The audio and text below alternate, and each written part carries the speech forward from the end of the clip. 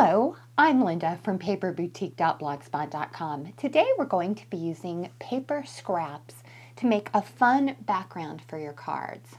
I made this card entirely out of small scraps of leftover papers.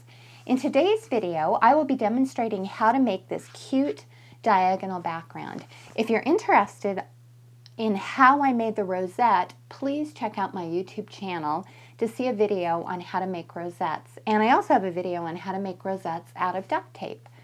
To make a rosette, you need a scrap of paper 1 inch by 12 inches long. I'll also post a link to both of those videos on my YouTube channel.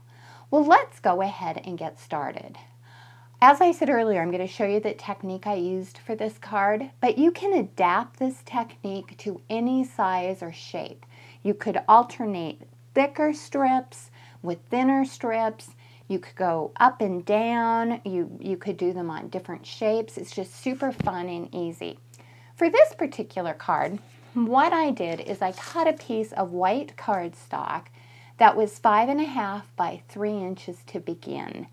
And then I cut strips that were 3/4 of an inch wide. And it just depends, the length, I just used up my scraps. If I had some that were longer, I used them for the longer pieces. The shorter ones I used on the end. So you're just free to use up all the different size scraps that you have. For the demo I'm going to show you today, I'm going to bring in this and I'm going to use a 1/2 inch wide strip so you can see the difference. What I did is I went ahead and, for the first one, I cut a piece of white cardstock and then I ran it through on the Xyron machine.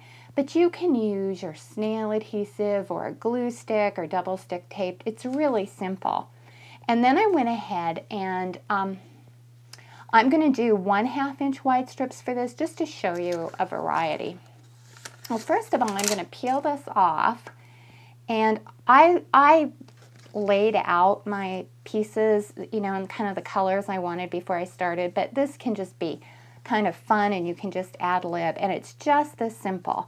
You just go ahead and put it, make sure it's to the corner, and then what I do is I really butt it up close to each other, or you could alternate, whoops, sticky, large, small, or you could put like twine in the middle or ribbon. There's just no end to it. And I'm hoping you're seeing this.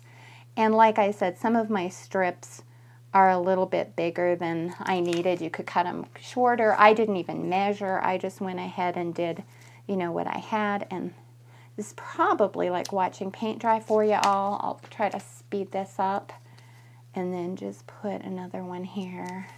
And you'll want to take your time and see that I'm wasting a lot of paper there, but that's the size paper I had, so I'm just going to go with it. And then I'm going to just a couple more, and I'll show you how to finish this off. It's really super simple.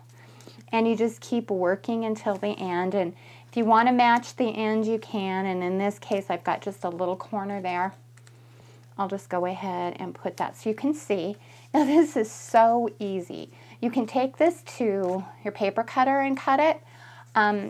Sometimes it doesn't work as well using your paper cutter, so what I do, as long as there's just a straight, it's something straight, I just turn it over, and I've got a really good guy, and I'm going really fast for the video. I'm hoping that you can see this. You would want to take your time and do a little bit better job, but that's all you do, and it's kind of fun because you don't know exactly how it's going to turn out.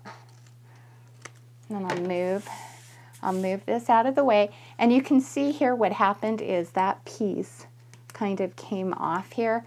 All you would do is just stick it back on there. And I might even use a little glue stick and then just trim it. Let me show you real quick and I'll show you the final project. And it's just super cute and super simple. Now that's the 1/2 inch strip. And that would be fun. And this is 4.25 by 3, and then here's the 3/4 inch strip, and it just gives you kind of a fun, different look. Well, let me show you. I'm going to move all my stuff out of the way. How I assembled this card. I went ahead and glued a 2 inch by 5.5 inch that green strip to a base card that is 5.5 by 4 1/4.